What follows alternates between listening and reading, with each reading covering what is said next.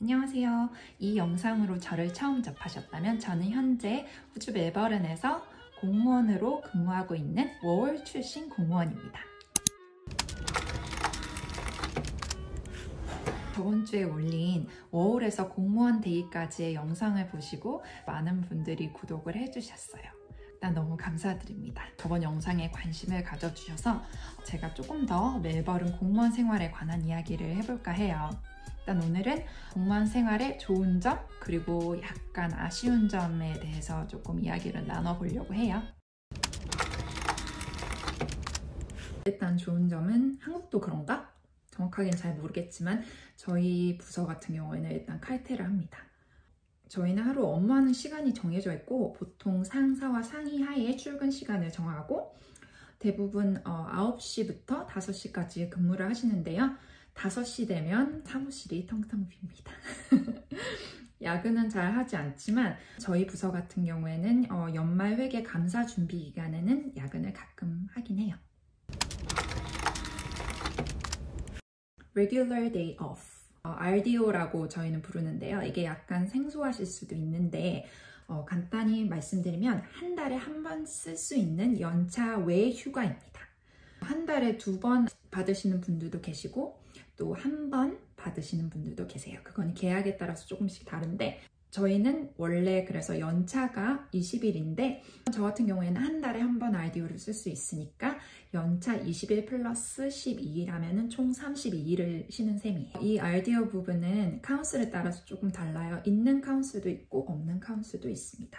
하지만 저희 회사에는 아직 있어서 덕분에 별도로 휴가를 쓰지 않고 금요일날 RDO를 쓰게 되면은 금, 토, 일 이런 식으로 해서 시드니를 다녀온 적도 있답니다. 그리고 Long Service Leave. 일단 저희는 Long Service Leave가 있어서 10년 장기 근속 근무할 경우에 사용이 가능하고 대부분 퇴직하시기 전에 후진을 다 하시고 나가시는 분들도 계시고 또는 현금으로 받아서 가시는 분들도 계시다고 합니다.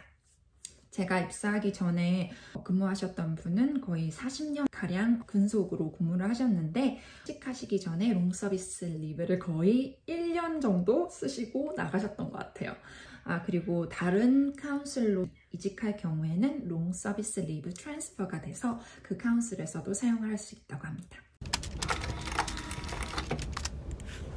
교통비 혜택. 다른 프라이빗 컴퍼니도 이런 혜택이 있는지 모르겠는데 보통의 일반 카운슬들은 PTB와 연계가 되어서 마이키 카드 패키지를 조금 더 저렴하게 구매를 할 수가 있어요. 저 같은 경우에는 계속 대중교통을 이용해서 출근을 하기 때문에 아주 유용하게 잘 쓰고 있답니다. 물론 지금은 재택근무를 해서 현재는 중지해 놓은 상황이에요. 공기업이잖아요. 일단은 직원분들이 워낙에 친절하고 되게 여유로우세요. 일반 기업처럼 그런 회계 숫자상 이익을 달성하는 게 목적이 있는 조직이 아니다 보니까 사기업에 비해서는 업무 강도가 빡빡하지 않고 좀 여유로운 편인 것 같아요. 뭐 그렇다고 일이 없다는 건 아닌데 이렇게 과도한 스트레스를 주는 그런 압박적인 문화는 아니에요. 다들 이렇게 친절하시고 항상 되게 웃는 그런 분위기예요. 자, 이제는 조금 아쉬운 점에 대해서 이야기를 해볼 건데 이거는 제 개인적인 생각입니다.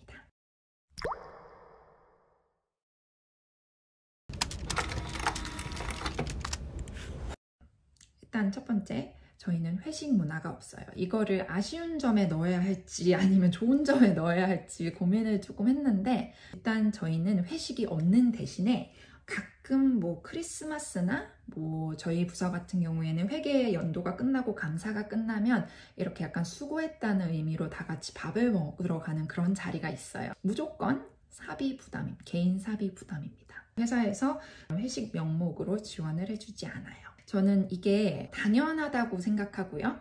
어떻게 보면 처음에는 약간 놀랬지만 왜냐면 저는 이전에 사기업에서 했기 때문에 이런 게 전부 다 카드로 청구가 가능한 그런 문화에다가 이렇게 와서 조금 놀라긴 했지만 지금은 이젠 당연하다고 생각을 하고요.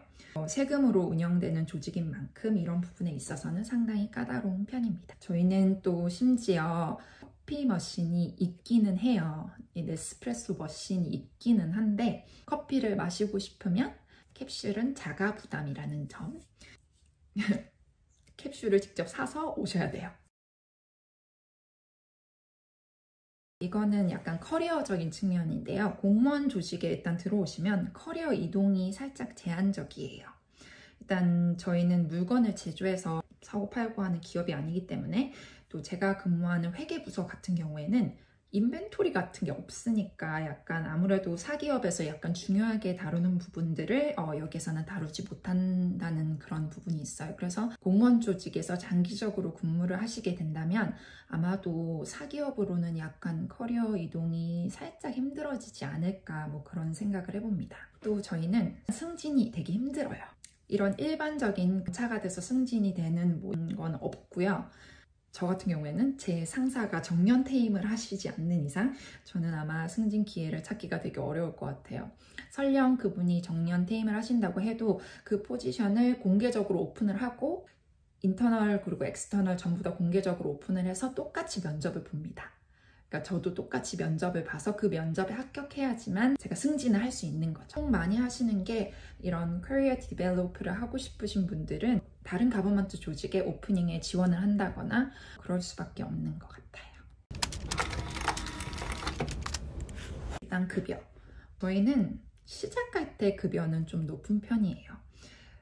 호봉이라고 하죠. 여기는 밴드라고 하는데, 뭐 밴드, 예를 들어서 밴드 6다. 그러면은 거기 A, B, C, D가 있는데 이 D 단계까지 상승이 되면은 더 이상 연봉이 오르지 않고요. 대신에 매년 인플레이션에 따라 조정이 되긴 합니다. 보너스가 없어요. 저희는 공기업이고 또 수익 추구 목적이 아니기 때문에 사기업 같은 뭐 그런 키 퍼포먼스 인디케이터 같은 게 없으니까 특히 보너스가 없습니다. 연간 20불 이상 어떤 향응을 제공받았을 경우에 무조건 상부에 보고를 해야 합니다. 좀 약간 애매한 경우가 있어요. 저희 부서 같은 경우에는 은행과 접촉을 많이 하는데 가끔씩 그런 은행 직원분들이 오실 경우가 있는데, 그럴 경우에 뭐 내가 커피 살게, 커피 사줄게 해가지고 이렇게 커피를 사들고 오시는 경우가 있어요. 그런 것도 저희는 받아서는 안 되고요. 간단한 호의도 절대 받아서는 안 됩니다.